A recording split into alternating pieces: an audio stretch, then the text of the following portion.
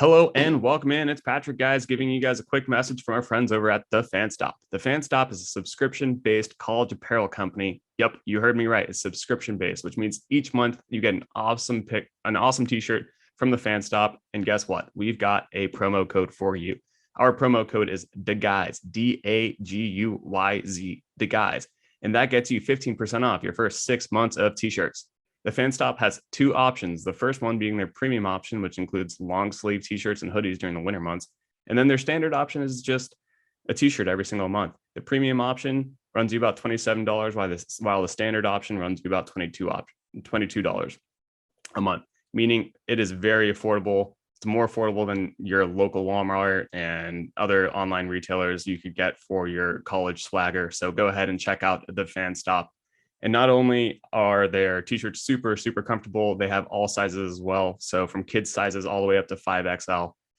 So go check them out. Use our promo code Guyz. That is Daguyz for 15% off your first 6 months. And as always, thank you guys so much for listening and keep pushing it, baby. 3, 2, 1, go! There's not one guy, one person in the history of this program that's bigger than the program. What's better than this? Guys being dudes. What's up and welcome into episode number 17 of the Program Guyz podcast. My name is Mason Prince. I am joined with you as always by Patrick Hertzberger, Ryan Tyson, Mark Hall, Matt Gann. Today is Tuesday, May 3rd. I just hit my elbow on my printer. It's a great day to be us. Be sure to follow us on the Program Guyz social media accounts at Program Guyz with a Z on Twitter, at Program Guyz with a Z on Instagram. Like and subscribe to our YouTube channel, Program Guyz Podcast right there. It helps us out a whole lot. Also be sure to rate us 5 stars on Spotify, Apple Podcasts, however you listen to your podcast, you can find us. Boys, how we doing? We doing great, Mace. Great. I'm glad to be back with the boys. Sorry I missed last week. I know. We're happy that you're here. Happy that you're back. Thanks. Yeah, it's great. I'm avoiding a tornado to record this podcast because nothing's bigger than the program, guys. You know what I mean? What a commitment. I know. What a program guy. It's just big, you know? Yeah. It means more. It really does. It really does. I'm built that way. Mace, if the sirens start to go off, I fully expect you to stay on camera and get like underneath like your desk. I'll unplug my computer for the content and just take it in the little wherever we're gonna hide from a tornado if it comes through. We can absolutely interior closets. Too, no one windows. like into its own thing. Yeah, that'd be sick. Yeah, it'd be awesome. Mason mid tornado. But for real, Mason, we hope a tornado doesn't come your way. Hope you're gonna it'll be okay. We'll be all right. Yeah. Even if we aren't all right, we'll be all right. Boys, the NFL draft was this past weekend. NFL draft went super well for a lot of teams, including the Oklahoma Sooners. Had a lot of guys drafted, 7 guys in total. But first, what we want to talk about is a trade that happened right before the NFL draft. And it's a massive trade involving 2 OU guys. And that is Marquise Brown is heading to the Arizona Cardinals from the Baltimore Ravens to join Kyler Murray. Feel like this is a very big, like, here, Kyler, we got your bestie. Please stop being mad at us. Anybody else take it a different way? Well, I heard that Kyler didn't even know, right? He wasn't allowed. He no one told him, Hollywood wasn't allowed to say anything. Hollywood didn't want to tell him. Yeah, Hollywood requested that it be a surprise. Interesting. Which is like That's a fun. He's a big surprise guy. Kind of gift Kyler as well. I love surprises. I think for the price, that's kind of tough. Wouldn't you rather send another third to the Titans for AJ Brown, like what the Eagles did, and do that instead? I would. That seems, I don't know. I wouldn't have paid that much for Hollywood personally. Well, especially considering Monday's news that broke Monday afternoon about DeAndre Hopkins being suspended for the first 6 games for performance-enhancing drugs. I don't know if Marquise Brown can carry you the way that D-Hop can. I love the guy, but I don't think he can. There's not many guys who can. It's like carry AJ Green. What you got, my guy? Yeah, it's gonna be electric when they connect for like a 50-yard touchdown that they're gonna connect on. and that's going to be super fun to see on Twitter for the next like 3 weeks after that. But in terms of like Brown having a lot of production with the Cardinals, I just don't really know if I see it. But do we think? I was just gonna say, do we think the Cardinals knew that this was going to happen with D-Hop? That's why they made a push. That's a good point, Matt. And I thought about that when I saw it knew today. about it. Yeah, Right. I thought about that today. I disagree with both you, Mark, and Mason. I think Marquise Brown's going to do amazing. It was a really good trade by the Cardinals. I'm really excited for this. I think at the Ravens, it's my fourth favorite team, but I'm not super familiar with the offense. But besides Mark Andrews, there's no great wide receiver go-to guy. And at the Cardinals, there is, and that's Hopkins. So Marquise Brown, deep ball, second best, third best receiver on the team. I think he's going to get a lot of action. I'm pumped. I love everything you just said, Patrick. I part of me agrees with you. I think there's like a 10% chance, right, that as the second guy, you just take the top off of defenses with him, and he almost acts like a mini Tyreek Hill in a way for the team. Yep. But I don't know. They haven't really done anything close to that till now. And Christian Kirk is almost as fast as Hollywood. Yeah. I don't know if I trust Kingsbury is the real thing there. Kirk's gone though. No, that's what I mean, right? Yeah. But Gotcha. but he's fast, right? Right. They do the same stuff. Hollywood's just like a little bit better. He doesn't want to get hit by anyone either. Mhm. It's not like he's like some physical monster when he catches the ball. But I don't know. Yeah, that's all I got on it. Okay. Well, should be exciting. It'll be a story to follow when the football season starts for sure. But I think Kyler Murray can't be anything but happy. I mean, it definitely felt like it was a move for Kyler. So it shows the Cardinals committed to Kyler. So that's a positive thing. Let's talk about the draft itself, guys. 7 Sooners taken in the NFL draft. It's the second year in a row, however, though, that OU doesn't have a first-round draft pick. But I did see a stat today. OU is the only program to have 4 players drafted in the last 15 drafts. That's a pretty amazing stat. I'd take that stat out. I agree. But those 7 draft picks tied with Alabama for the 5th most. Georgia, Penn State, Cincinnati, and LSU. Who's the other school? LSU or Ohio State, I'd imagine. Yeah, Just one of thinking, those. Hey, which blue blood? Pick one. Yeah. Yeah. Georgia had 15. Yeah, like Georgia. five in the first round. Yeah, dude. It was All insane. defense. That's It was insane. insane. Yeah, they Natty champs.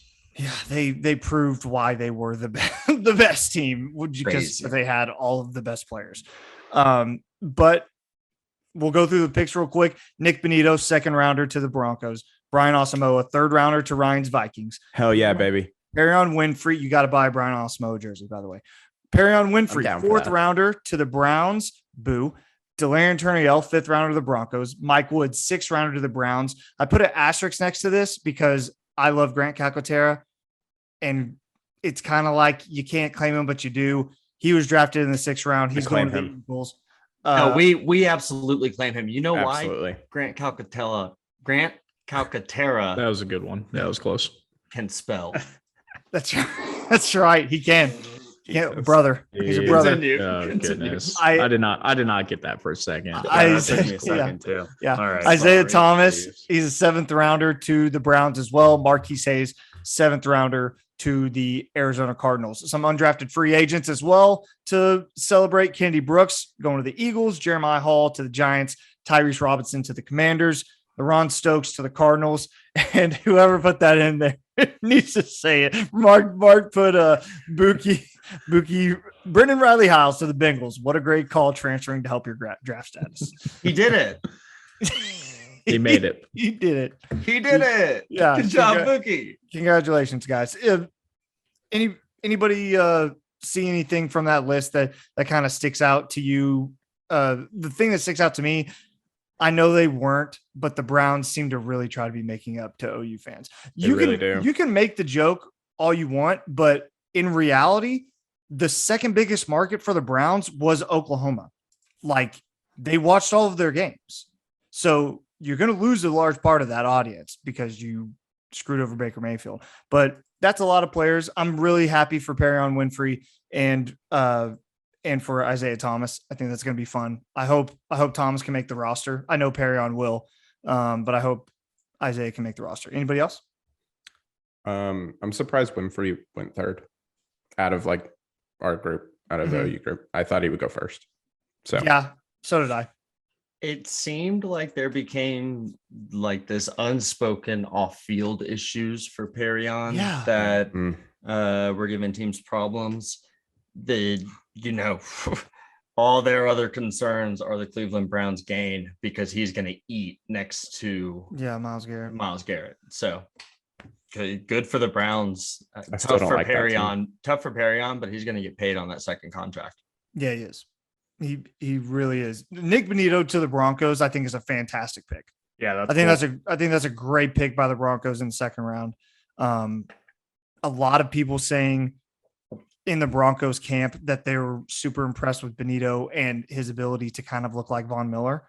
I've heard that Benito needs to get stronger, like any other college kid does going to the pro level. They're always going to say that thing, but I think if the dude works hard at it, he's going to be great for that Broncos team. I think he's going to be awesome. Was it the Broncos who mentioned, and this might be like on Twitter or something, that like he didn't get to like move around much or something during or they always had him on the move, so he wasn't able to like stay edge or something like that? I heard it was that, like kind of a dig at Grinch's defense a little bit. Oh yeah, dude. It is for sure. I don't know where I heard it, but I heard the same thing that you did. And maybe it was like an NFL draft like video or party or something. Yeah. You know what I mean? I saw that on like Twitter or something. Yeah. Who knows? Anybody else? I'd like to highlight a couple of these if I could. Marquise Hayes going in the 7th round is a steal for the Cardinals. I saw Mason's favorite publication, The Athletic. They have a draft analyst named Dan Brugler, who's really good. I really like his work. And he had Hayes related as a 3rd round pick. Now, I don't agree with that. I don't think he's that good, but 7th round pick is that's good value for him. And Kennedy Brooks is good, man. And he's just going to be good wherever he goes. I'm glad he went somewhere that doesn't have like a star running back. Mm-hmm. Yeah. I love maybe some reps. I love the Asamoah pick for the Vikings. So I loved it too. I think it's a good pick. 3rd round. Yeah. I think that's good. Right where he probably should be. I think that's all pick. Matt, Pat, anything stick out to you guys? I was just happy for Jeremiah Hall. I mean, his type of position just doesn't really get picked because not a lot of teams utilize a fullback, anymore. So really happy for him, even though he went undrafted. He got picked up by the Giants. Hopefully he gets a spot. But he's been, that position for OU has been so crucial over the past couple of years. It just doesn't always translate to the NFL. So happy he got picked up. Also happy for Mr. Consistent, Kennedy Brooks. That team was the number 1 rush offense last year. So hopefully he can get in there, get some touches, and prove why he's always been consistent for OU. So excited for both those undraftees for OU to shine. Pat, you good? You guys covered it. So I want to get us on the record real quick. I want everybody to give me your guy who you think is going to have the best in NFL career out of these guys. So when we're doing our podcast 10 years from now, we can all look back on this episode 17, and we'll have an assistant go back and figure out what we said. Exactly. I think I'll start. I think the guy who's going to have the best NFL career is Ryan's guy, Brian Asamoah. I think he's going to play really well for the Vikings, and I think he's in a position to have some longevity, whereas other guys can't. So I'm going to go with Brian Asamoah. Anybody else? Yeah, I'll just take Winfrey as long as we're doing this. Yeah. As long as we're doing this, I'll plant the flag there. He's in a great spot for him, and underdrafted, under expectations, it's very different when like a 4th round guy breaks out. So yeah, Perion went for me. He's going to be great. Matt? Got to go by boy, Nick Benito. Just like you said, he's got that comparison to Von Miller. You saw what Von Miller did in his career. Can it be the same? Maybe. We'll see. I think he's got the similar skill set, but they're going to need a guy coming off the edge, especially for that division, for those quarterbacks. I mean, this is where Nick and Vito can shine in that defense against all those top talented quarterbacks. And I think we're going to see it for years to come, get after it. So excited for him. Pat and then Ryan. I'm going to go with Winfrey as well. Nice. Ryan? I mean, guys, it's the Vikings. I got to go with Austin Miller. I mean, that's an obvious choice. Yeah. I can't wait for Ryan to turn on Brian It probably will happen. You know, Yeah, like me being a Vikings fan and the cruel heartbreak that I've endured for many years. Kirk Cousins will throw a pick. Kirk Cousins throw a pick. We don't talk about Kirk Cousins on this don't. podcast. Sorry. We don't talk about not enough. We don't. All right. Mark, take us through your segment you wanted to run with our spring predictions, because I'm not going to explain it right. So, let's do it, baby. Yeah. Okay, so I came up with this idea, everyone, and basically all five of us are going to give 3 predictions, one now based on what we've seen up to this point, including spring ball, and I guess now we've gotten through exit interviews. We know guys like Cody Jackson have left, et cetera, et cetera, et cetera. And then one before practice starts in the fall, before we have any new football on field information, and then one before the season starts. So 3 predictions apiece. We're going to try and keep up with them throughout the season and, see what we got right, see how crazy off we are. It's just going to be a fun thing for us to keep track of, and hopefully some cool stories come out of it. Yeah. You start us off. Yeah. Let us know. Happy to. So my prediction is going to be that wide receiver Jaleel Farouk leads the team in receiving yards. I liked everything I saw out of him in the bowl game, and that was in a janky makeshift offense run by a true freshman, inexperienced quarterback. Yeah. So give me the experienced guy in DG finding a former 4-star all over the field, and he ends up leading the team in receiving yards. Jaleel Farouk. All right, Ryan, what you got? I'm just gonna go with how I think the season's gonna play out, like right now, as of now. I think we're probably gonna lose one game, and I think that's gonna be either to Nebraska or Texas. I can't decide which one. I think although we will lose one game, we will still go to the Big 12 championship and become Big 12 champs. I do not think that we will get into the playoffs, because I think it's going to probably be Alabama, Clemson, Ohio State, and Notre Dame. And I think we'll win the Sugar Bowl. Okay. My prediction is OU ranks top 10 in total defense by the end of the year.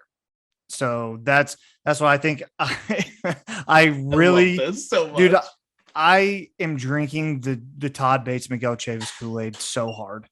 And look at Clemson, Brent proved any defense he's a part of is guaranteed basically a top 10. We have all the same talent, like star-wise. We don't have the guys yet, but like we've got. Sorry, yeah, I'm interrupting. And I'm taking it all into account, with the game plan and the teams that are in the Big 12 right now that you're going to play this year. None of those teams at this point offensively scare me. So I think you're going to have those stats better because you're playing teams like Kansas State, who don't have Skylar Thompson anymore, Iowa State, who don't have Brock Purdy, the Kansas Jayhawks, OSU, who have lost, 50 million seniors. So it's just stuff like that it kind of adds up to me thinking that there'll be a top 10 defense by the end of the year. I love that. Thank you. Matt? Just so disappointed because I thought Mark was the only one that was going to copy me. Here you say, here we go. Nothing written here down in the we outline. go. Didn't even know we were doing this. Hey, sometimes talked to Matt about. Sometimes the outline's all right up here, baby. That's right right up in the noggin. You know what I'm saying? Give it to us, man. So I was going to go on the defensive side. I was going to say be number 1, the Big 12, but I'm going to go somewhere different. I'm going to talk about the man, the helm of the OU's offense. I'm going to go Dylan Gabriel here. I'm going to make a bold prediction. Oh no. That he has a 2-to-1 touchdown to interception ratio. Okay, it's I not think as crazy he as at I least. thought. All right, Oh, yeah, at yeah. least. at That's least, not- okay. if not, Doesn't if matter. not That's more. fine. I'm okay with that. So I think obviously we've talked. Can he throw a spiral? Pat's very anti. Can't throw a spiral. No, I said he's going to be in New York, and I stand by it. But he can't That's throw a right. football, right? He can't throw a football. He Is can that- throw it. Pat's a believer Anyways. once the spring game rolled around. He was Right. back on. Listen, I He's know back there's on. some weather conditions. He looked a little bit off. I think in Jeff Levy's system, he's going to absolutely thrive. So I got him with a 2-to-1 or even better interception to touchdown ratio. So I'm loving some DJ on this one. Love Or it. DJ. Patrick, give it to me, brother. Yeah. I'm going to go with Stoops, most catches out of any wide receiver this I season. actually really like that. I like that a lot. I I'm gonna actually say- really like that. That's good. Everyone's been really complimentary Patrick to is Stoops. Patrick is I unsure was really how people surprised were this gonna one. like it. This one came. Yeah, I'm surprised that popped Pat's in my head like, too. I know football. Yeah. Go ahead, Pat. Um, Sorry. I think DG is going to run it more than we think. I think he's going to get at least 50, average like 50 running yards per game. I could totally see that taking place. Oh, And then we're getting I- multiple ones from Pat right now. Mhm. He's Yeah, just hold spitting on. them Are off. you- Only- like, only what's one, the Pat. prediction? You guys did a couple. I'm gonna okay. No, we I'm did gonna hold one. on. Oh, yeah, we did No, one. alright. Well, He no, was like, I think I guess that's mine his was take like there. a few weeks. I have a hot take for a few weeks from now, and it kind of wraps into my third. So I'll just wait. Let's move on. Let's move on, baby. I No, love, what's your prediction, Pat? You said like I love a little I said two. think- Stoops is the foreshadowing. most- Stoops gets the most catches. Okay. and then got DG it. has 50 rushing yards per game. I'm not Or doing like that one. We're average. just doing one, Patrick. Cool. Just Let's go with the Yeah. Stoops thing then. Patrick, can Yeah, I Yeah, just we go say, Stoops. I know. Patrick, I love when you tease the hot take. It's so Yeah. Yeah, I know. I love that It's he's so like good. 3 weeks in Yeah. advance on the Yeah. hot take. good. Like, Hold Matt, on in to my it. pocket. I'm We a got big clean segment though, and he's like, "All right, here's 3 things, but one's a future hot take." So, I know. let's move on. Yeah, I'm an sometimes I idiot. roll over in my Beautiful. sleep at like 3 a.m, write down a hot take in my notes of the phone, and go back to bed. I like it. It's a massive week for the Oklahoma Sooners softball team. They are on prime time. They're going to be prime time playing Oklahoma State in Bedlam. And that's a segue because it's time to circle the wagons. Absolutely. I appreciate that perfect segue. We haven't got one in a while, so I appreciate the redemption story. Mason, always on. Backhanded compliment there, Mace. Keep on your toes. The comeback. Love it. So I'll go straight into it. Like you said, OU, which was going to be my hot take for what I was going to talk about in the wagons. Why isn't OU softball nationally televised? Nationally televised. This is going to be the first time all season that they're actually going to be on like ESPN. Most of the time they'd be on ESPN Plus or just some network that they don't even show it. And they're the Yeah. number one team in the nation. This is why we're Incredible. moving to SEC. Yep. Yeah, we won't have to worry about that anymore when we move over because it's just ridiculous. I mean, we're at a historic levels offensively. We're better than we were last year, and we were breaking all sorts of NCAA records, and we are just not getting what we deserve. So I'm happy to see that finally at the end of the year, the last series before the Big 12 championship, that OU gets what they deserve and to be on national TV so everyone can see why they're truly number one in the nation. So I do want to give you a quick update of where we are currently for the OU softball team through week 12. Unanimous number 1, 45-1 win-loss record. Only loss coming to Texas a few weeks back. Out of those 45 wins, 35 of them have been via run rule. Incredible. 437 runs scored, 37 total runs allowed. That is just insane how they keep putting numbers up, and they're playing great defense to go along with it, right? It's not like they're scoring high ball games and the other team is getting runs. The pitching has been absolutely incredible with the trio that we have with Nicole May, Hope, and Jordy Ball at the helm. 120 smackers over the fence, 27 shut smackers. Smack. It's not even close. Smackers.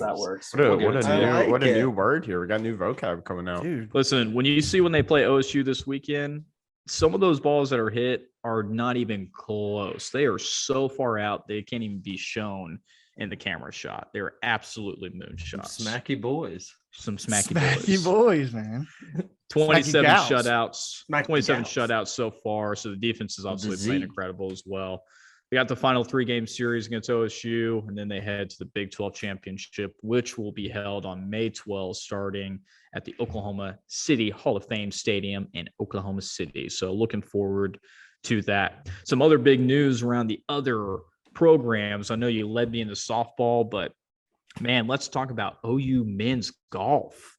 Big 12 champions this past weekend. Even with a shortened hole play, they went from 72 to 54 due to weather delay, ended up coming back and beating all the other Big 12 teams this past weekend. Just absolutely incredible stuff, especially since they were playing from behind. So they weren't even in the lead the entire time. So this is the 18th time in school history to win the Big 12. I didn't even realize that. I thought that number was just pulled out of somewhere.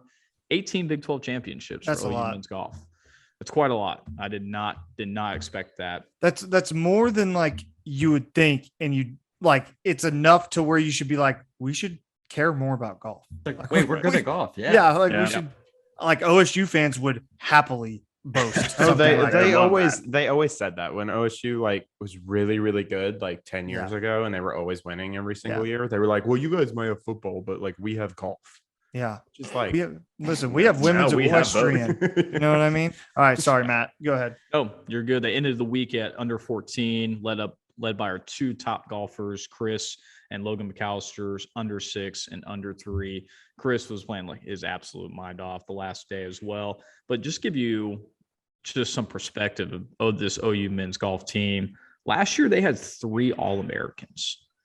This year, they got a school record for 5 tournament wins, and they win the Big 12, and they're currently still number 1 heading into the NCAA regional, which is actually going to be played in Norman at Jimmy Austin here next week. It was going to be in Alabama. I guess there were some weather issues. The course wasn't ready, so they actually moved the regional into Norman. Home field advantage. What more could you want going into the NCAA regional championships? So super excited for OU's men's golf coming in. So do want to give an saw a tweet from the golf coach asking for volunteers to work the golf tournament. So if they haven't found everyone that they need and you are a Norman listener, we would love if you volunteered. And hey, maybe hit us up. Let us know how it goes. Boots on the ground for us. We'd love to hear firsthand.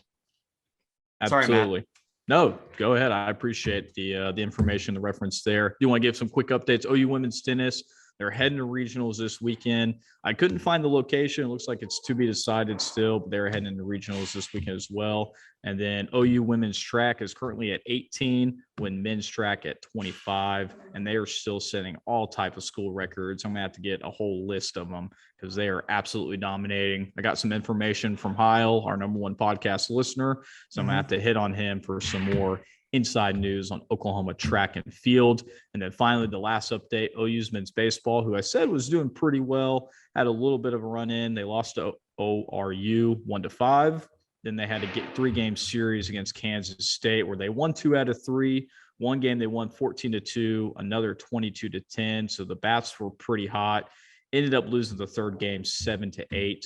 But saw on Twitter, I got retweeted, they're playing against Dallas Baptist, and then they got a 3-game series at TCU. Dallas boys, I think we need to have some boots on the ground. Boots on the ground. Boots on the ground. OU When baseball.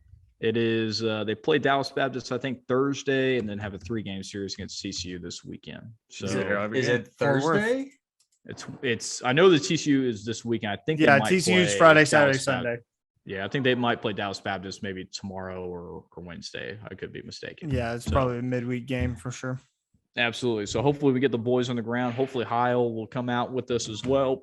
But that is the circle, the wagons. Okay, I just looked it up. It's tomorrow. Well, yeah, it's today, Tuesday, and I'm out of town for the rest of the games this weekend for a bachelor party. So there you go. Matt, Ryan, boots on the ground tomorrow. Let's get it, baby.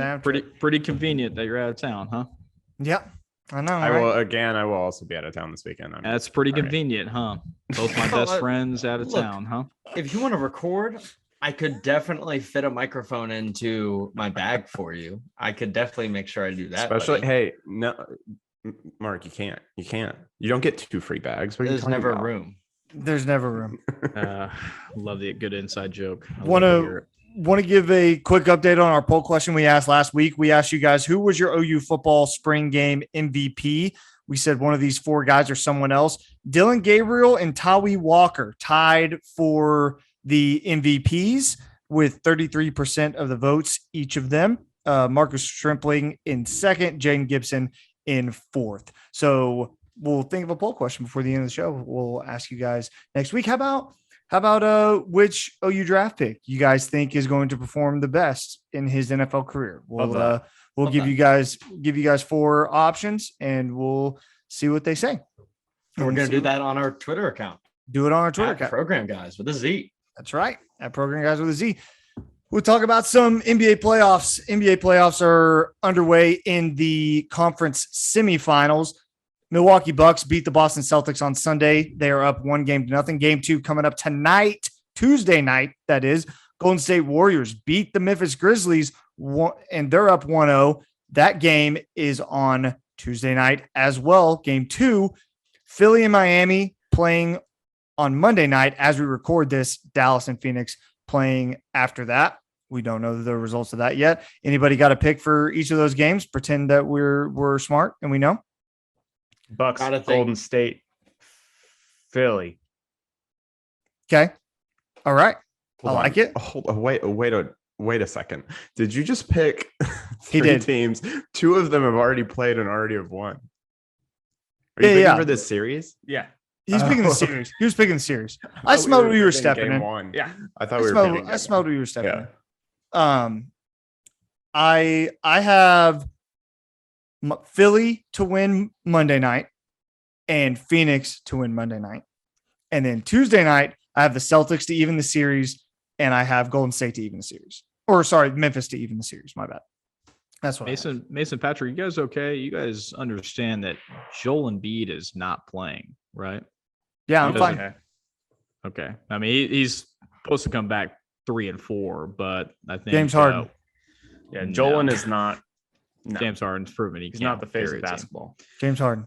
Anyways, I'm going to go against you guys. I do actually like the Bucks. I think me and Patrick talked about live podcasts. Nothing against the Celtics, but the Nets didn't play any defense last series, and the Bucks do, and they're still without their second best player, Chris Middleton, and they put a pretty good performance on last night during that game. So again, nothing against the Celtics. They've had a great year. I had the Bucks, and Golden State ended up winning and playing, which was my prediction last week.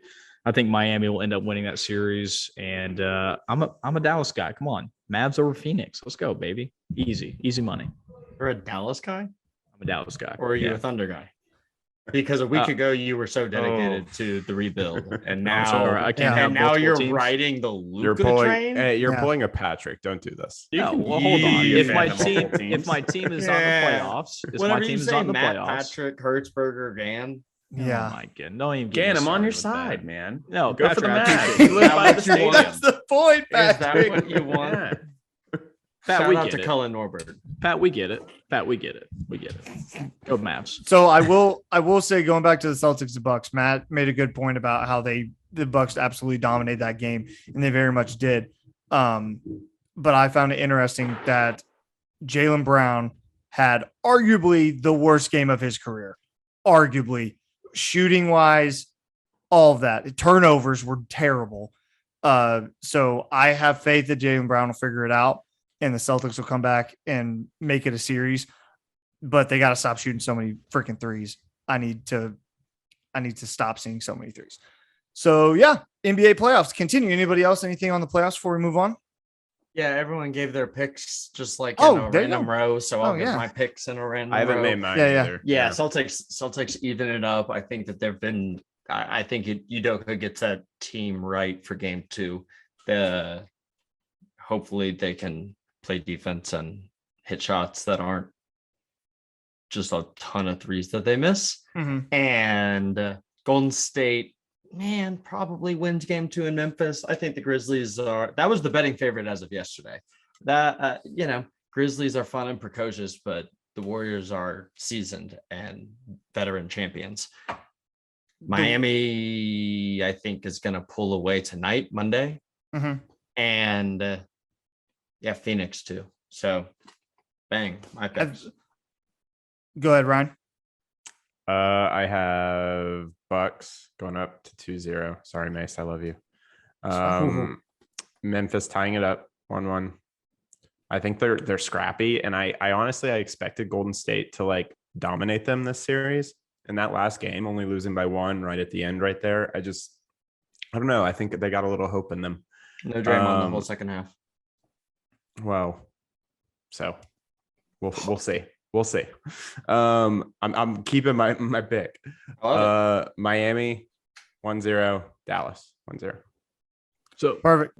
yeah, I wanted to bring it up real quick as you talked about Draymond. Did he deserve the straight flagrant 2? Is that more based off his history, or did actually you guys think he deserved the flagrant 2 and get ejected? I just want to get your guys' thoughts on the actual play itself, because what I thought was he was just trying to hold himself up. It wasn't like he was intentionally bringing him down.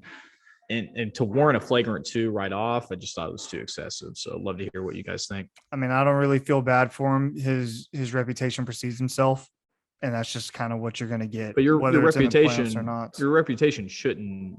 I mean, that shouldn't be the basis for why you get the flagrant 2 right away. You know what I mean? You have to judge each foul individually versus somebody's past. But I mean, that's probably what's going into the play itself, though. So, I mean, you're the one who asked the question, so obviously it's in your head that his reputation is not great. So you wouldn't have asked the question if it wasn't a possibility for him to get it for no other reason besides his name being Draymond Green. Yeah, well, that's what I'm saying. Is it fair that like did he actually deserve it based on the actual just foul itself? So not. I mean, no, it's not. It's not fair. But he did what he did, and they called him, and that's just what happens. You know, like you don't get that call if Giannis does that. Giannis didn't get in a flagrant 2 for that. Like, but Draymond Green, penis kicking Draymond Green definitely is. So that's just what happens. Yeah, that's not a flagrant 2 for every player. And Matt, I hear what you're saying about how everyone should be officiated the same, right?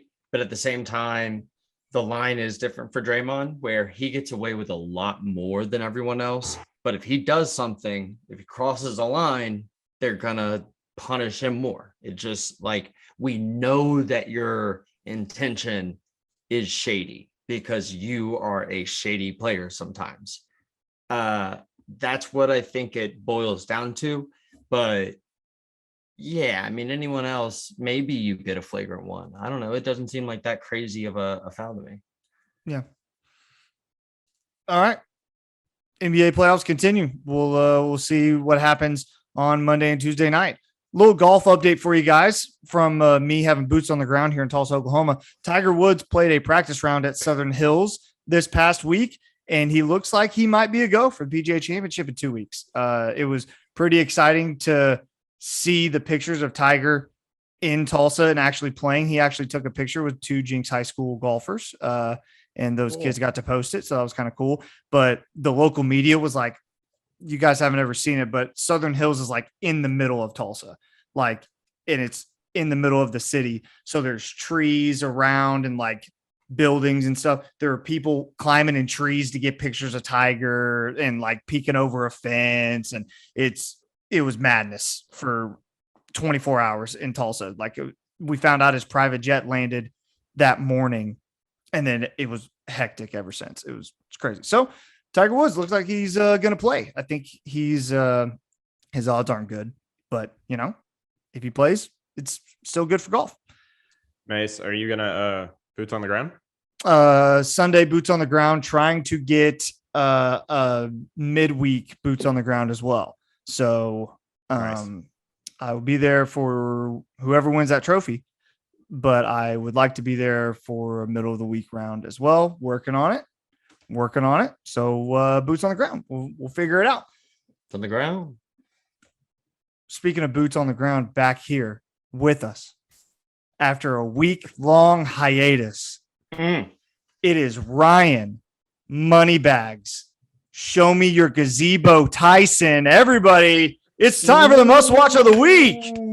Thank you. Let's go, Ryan. Thank you. That was a pergola, not a gazebo. Dang it. Hey, I mean, look, Look, No, Mace, Cash Money, Brooklyn Mace, that was T, great. Tyson. That was you did great. That was great. Why? Yeah, no. Have we talked about this, Mark? Do you want to explain why you call me Brooklyn T? Have we explained? Oh yeah. Well, Ryan, I don't even think I know. Well, so Ryan is was super hipstery and stuff, and so there's just like a love for like this Brooklyn vibe, Yeah. as he would put it, I'm sure.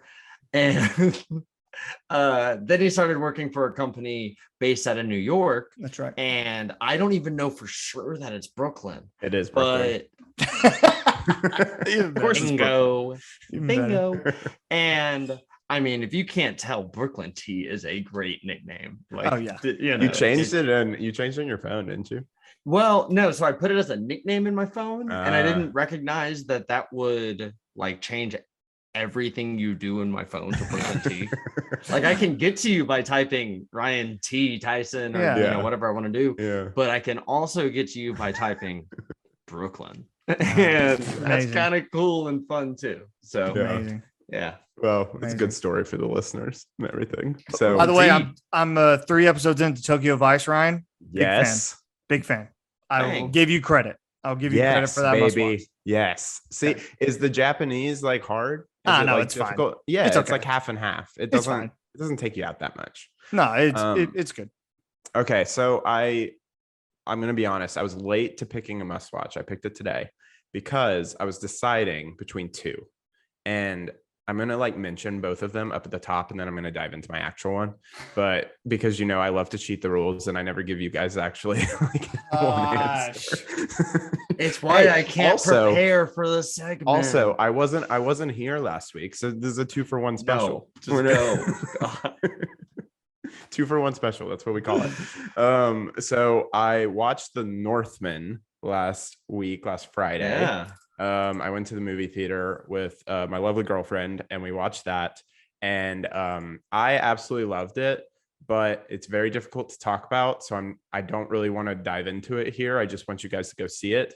My girlfriend Megan absolutely despised it with everything in her being. Wow. So if that tells you the dichotomy between this movie and how controversial it can be, that's good. It's a good set. Just what The Northman is about. It's just a lot of just conversational things, and anyway, getting into my actual one. Is the Northman sci-fi at all?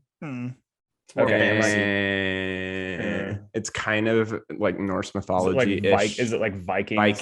Vikings, Norse sci-fi? mythology. Okay, You do not need to see it. You should not see it, Patrick. It Looks good. Looks like a real movie. It's super weird, very weird. It's directed by Robert Eggers, who did The Witch and The Lighthouse, if you've ever seen those. And Mark is laughing at me because I said know. wouldn't go No, into it's this. not. It's All right, not that. let's move on. We're good. I want Patrick to write an essay about that movie, about the Northman also, but he can't Google the movie at all during the process. Guys, there's some really Ryan, you know what I mean, man. And then we compare. That's amazing. be like, what the F is going on with all these ravens? Who is Odin? I don't understand. I know who Odin is, bro. I know who I'm a Odin Vikings is. fan. Okay. All right. So what I'm All right. actually going to Coda. talk about is Coda. And Coda is a complete different movie than the Northman. Coda is the Best Picture winner at the Oscars this year. So really, really great movie. It's on Apple TV Plus. You can watch it now. It is directed by Sean Heder, who won Best Adapted Screenplay at the Oscars as well. So she wrote this film based on a film very similar to this. I think it's a French film that's based like the same story essentially. And what it's about, well, it stars Emilia Jones, Troy Kotsur, Marlee Matlin, a lot of people you probably haven't heard of. And it's a smaller movie, but it's really, really great. And what it's about is it's about a girl named Ruby who is the only hearing person in her family. So meaning her parents are deaf and her brother is deaf. And Coda, it's titled Coda because Coda stands for Child of Deaf Adults. And essentially, what this movie is about is like a coming of age story for this girl in a small fishing town of Massachusetts, as she's kind of experiencing life and helping. She's basically been a translator her entire life because she is the only person of hearing in her family, so constantly translating for them. They run a fishing business, like with their boat. They go out, they fish, they sell it to the marketplace. She basically has to do all of that in the morning at like 4 a.m. before she goes to school. So it shows kind of her story and how she starts to fall in love with like music, and how music is really important to her, which is very interesting considering she comes from a family who can't hear anything. And she's got like a killer voice. Deaf, right? No, she is not deaf. Okay, And that does happen in real life. So you can have two deaf parents who do not have a deaf child. Right. So yeah, it basically, she loves to sing and she's really, really good, but she's never really had like anyone train her, or she's always been like afraid to do that because obviously her parents could never hear her, and don't know if she's any good and all of that. Who's she gonna sing to? It's so scary to sing in front of people. Yeah, well, your parents are the first people who would hear you sing. Well, that's part of it, right? She joins the school choir, and she, like, one of the first scenes in the choir, she runs out because she's terrified of singing in front of people because she's never done it. She's always been able. I mean, there's a really, really great moment in the very, very first like part of the movie where she's on the fishing boat and she's just like singing like her ass off and singing really loudly on the boat, but her brother and her dad can't hear her. So she's like kind of alone when she's singing. She feels like she's alone at that point. So anyway, it kind of tells the story of, you know, she connects with like her choir teacher who tells her, well, you're really, really good. You should apply to get into like Berklee College of Music in Boston. And she's never even thought about going to college because her family relies on her for so much to be able to just like make their way. And it's really just about how she handles that and how she wants to like grow up and like be her own person, but is also tied into her family who relies on her for so much. It's a really, really beautiful film. Really well acted. The script is great. There are parts in it that, like, Troy Kotsur won Best Supporting Actor at the Oscars for this. He's both Troy Kotsur and Marlee Matlin are actors who are deaf, and they play the parents. And his performance in this is just like heartbreaking in certain like scenes, and like everybody has really great chemistry. You can tell they care about each other a lot, and you can feel that. And ultimately, it's a family film, and it's really about how family means so much to, you know, a lot of people, and it's one of the most important things to a lot of people, but how we need to like be our own individuals and grow up as our own individuals and make our own choices, and how supporting a family environment can look different, and it's especially different in a deaf community and a deaf family, but overall some of the themes are the same, and it's about like caring for each other. And anyway, it's just a real good, like, feel good film. And my girlfriend watched this one too with me. She liked this one much better than The Northman. So give it a watch. It's on Apple TV Plus.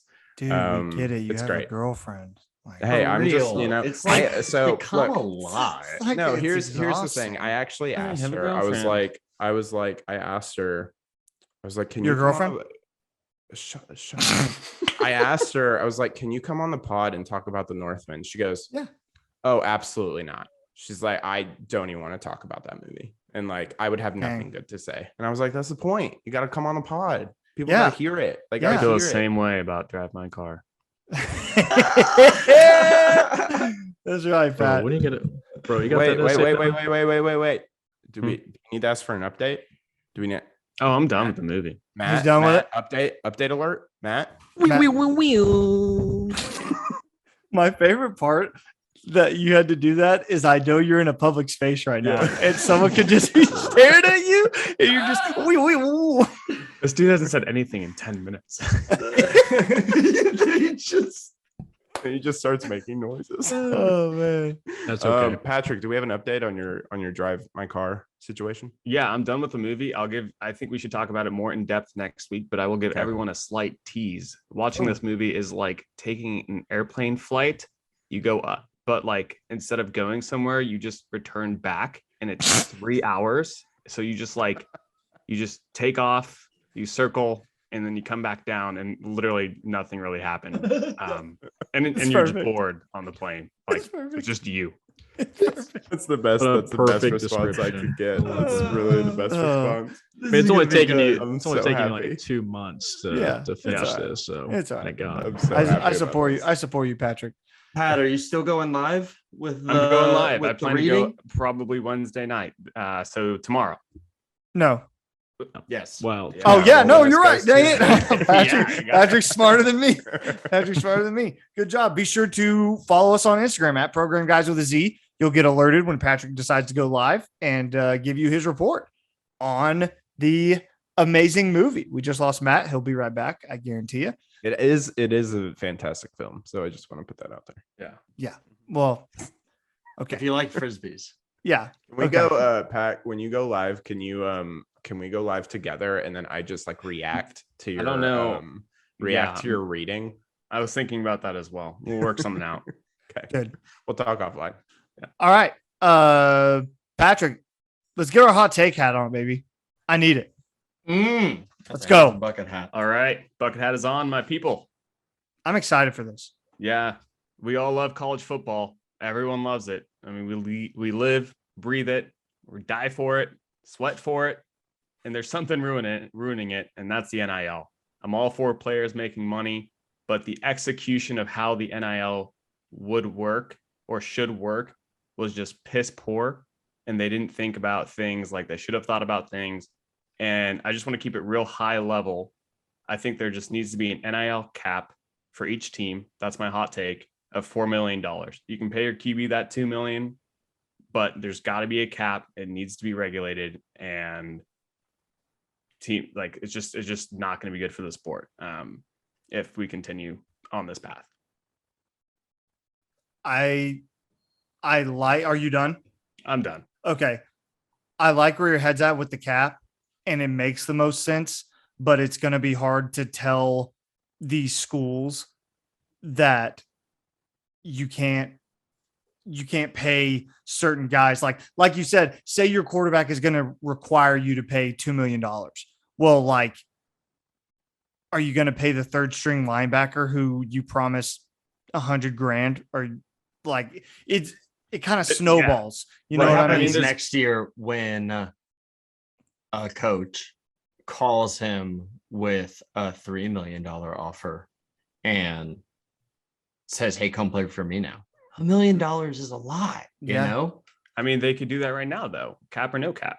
Someone is doing that right now. Right. Cap or no cap. And let's talk about that. Bang. Oh, hey, Segue. that was a great segue. But before we do, So this, let's stop the segue. let's stop the segue. You know, I'm back, baby. This is So what you're- I'm here for. Love it. Roadblock. This really reminds me of a movie that I watched, and this is my third must watch of the week. Go ahead, Ryan.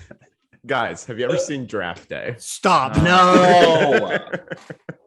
No, I No. was gonna say I like where your head's at, Pat.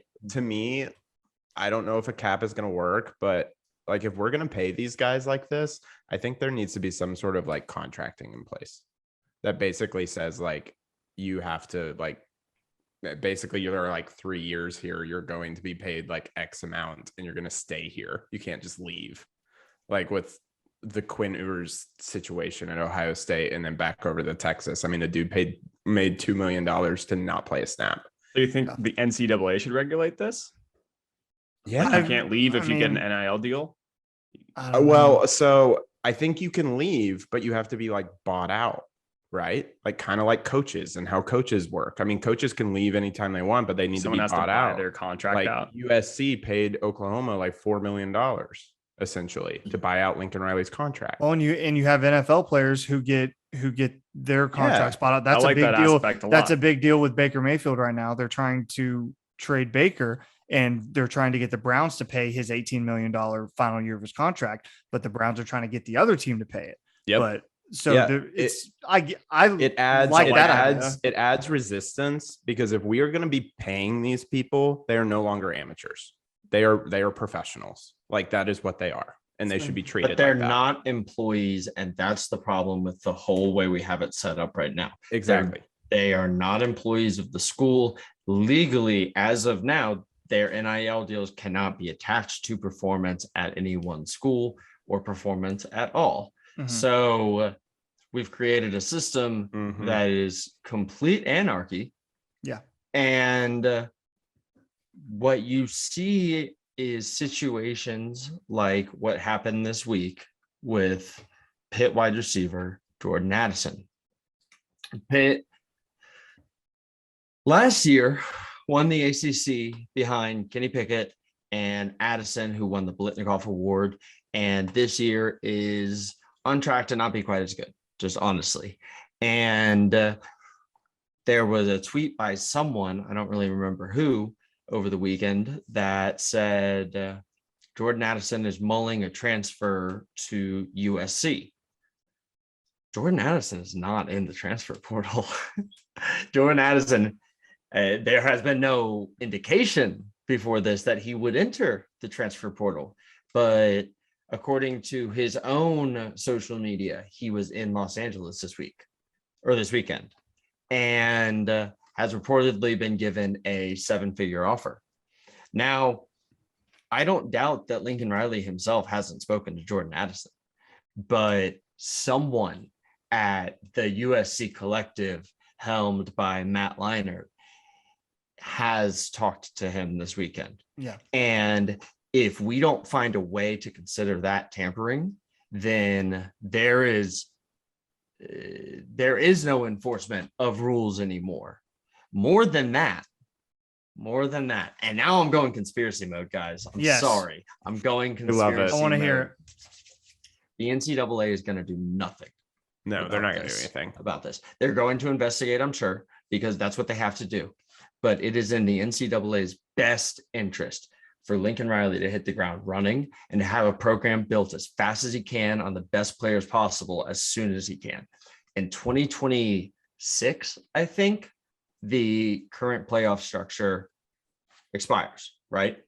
And if you look at football in the country right now, outside of the SEC, what teams does the NCAA have as leverage to keep the SEC happy, right? Because the SEC could just go poach Clemson and go poach Miami and go poach UNC and find one other team and do its own thing. Mark Emmert just left. Bob Bowlesby is leaving. You've got new guys in all these other conferences. I don't think Greg Sankey is going to take it anymore. And the SEC or the NCAA is going to need some power players. I think they're going to let Lincoln Riley do whatever he wants and hope that he makes USC into the powerhouse that they hope he's going to make them into. Gan, what do you think? I think everyone hit good points. I just think there's no enforcement of the rules. Tampering is going to happen, not just at USC, but all the big schools, right? Because just like, for an example, Jordan Addison had a fantastic year, won the Blitnikoff against a lot of good wide receivers last year. I mean, we just saw how many wide receivers got drafted in the NFL. He won that award over all of those. Mm-hmm.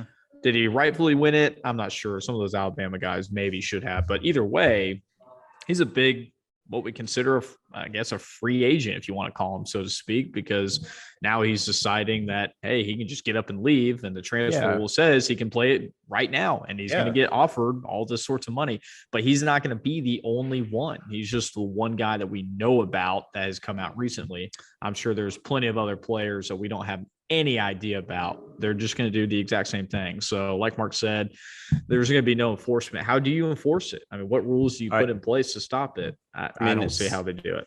It's free agency without the one thing that keeps the free agency like going, which is like contracting. Mm-hmm. Like, I mean, you can't have this universe where people can jump around depending on how much they can get paid, and no one can control it because it's exterior. Like, it's not like affiliated with the school. Like, that screws small schools, like screws them like so hard. You have USC, you have Texas, you have these big names who are just gonna be like, yeah, come to us. We're in LA. We have all the money. Like that's exactly what's happening here.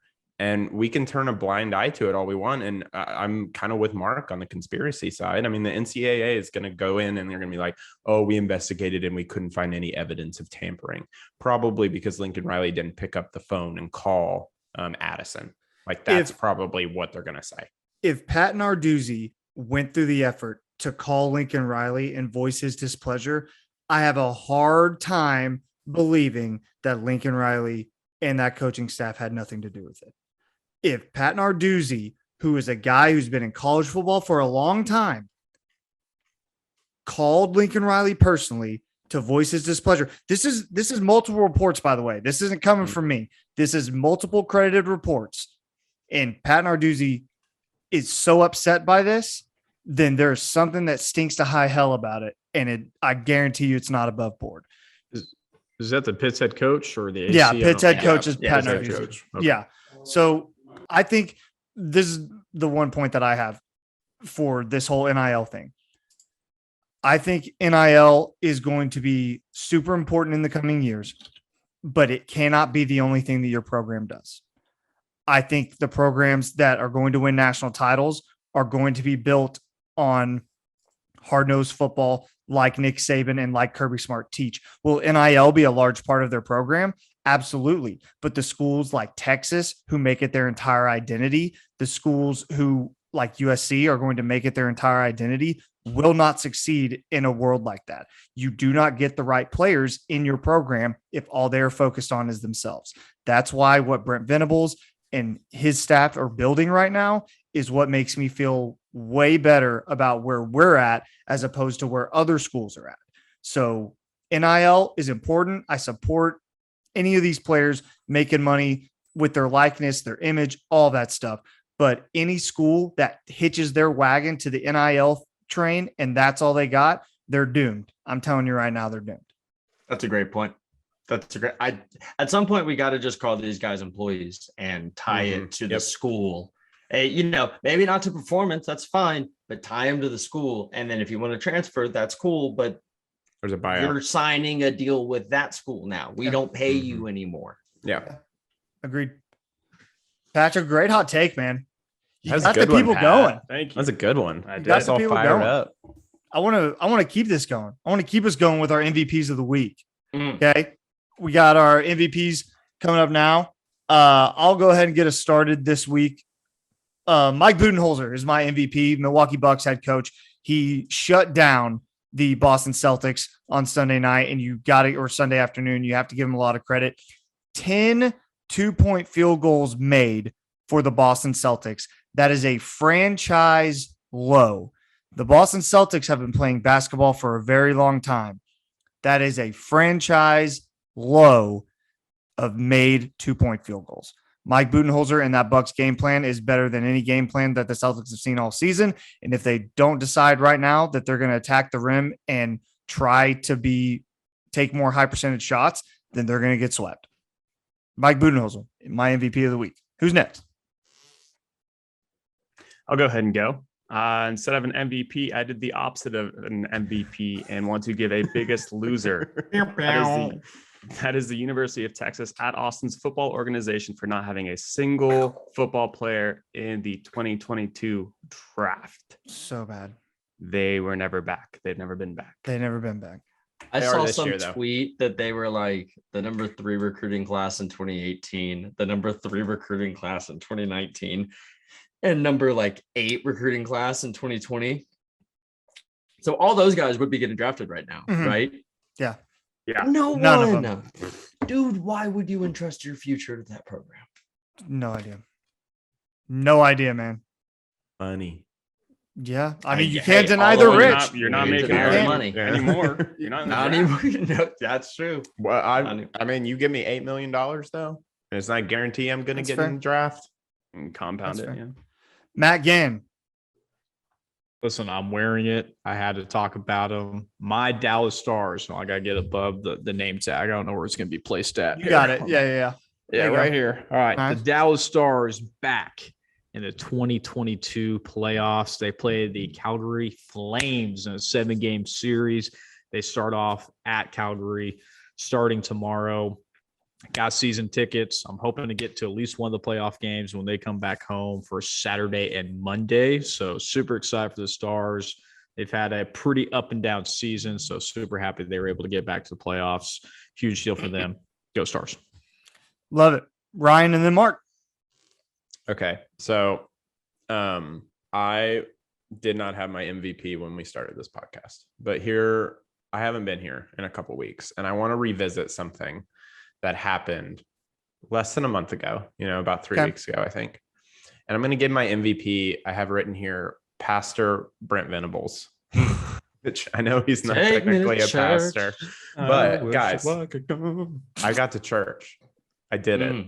You did it? I did it. I went over Easter and I did not get struck down by a bolt of lightning. I did not burst into flames. Why would those things have happened? Look at this. Look at this. I have generally a good dude. Be sure to he is risen on there. So nice. I have photo proof for you guys. So you're either at a church or in my mom's kitchen. Either one. Either one. So I just got to give it up to BB. Love it. He got Ryan to church. He did it. He got me there. Mark Hall. Bang. I'm going to give my MVP to Terry Fontenot and Arthur Smith, the head of the Atlanta Falcons organization. They, I don't agree with every single pick, but I love the draft that we had. I wouldn't have taken Drake London, but now that we have Drake London, we have a dude who's 6'5" on one side and a dude who's 6'6" in Kyle Pitts. And that's just difficult for defenses. Sometimes it helps to just be bigger than everyone else. On defense, we added a bunch of athletic guys that I like. We added a running back that's going to immediately start getting snaps for us. And we added potential quarterback of the future, Desmond Ritter, in the 3rd round. Now, a 3rd round guy is such an easy investment that if it doesn't work out, we'll know pretty quick and we'll replace him pretty quick. So really, all in all, low investment there and high ceiling with a lot of the other guys that they took. The linebacker out of Montana State, this dude's a super athlete. He's like 6'4", ran a 4.4, monster size. He's just, really impressed with this draft class and what could be coming from it. Awesome. And with that, episode 17 is a wrap, my people. Be sure to follow us on Twitter at Program Guys with a Z, on Instagram, Program Guys with a Z. Leave us a 5-star review on Spotify, Apple Podcasts, however you want to listen to this podcast. Be sure to like and subscribe on our YouTube channel, Program Guys Podcast. You can find us right there. We appreciate you guys, as always, watching. And Pat is going to take us out. Keep pushing it, baby.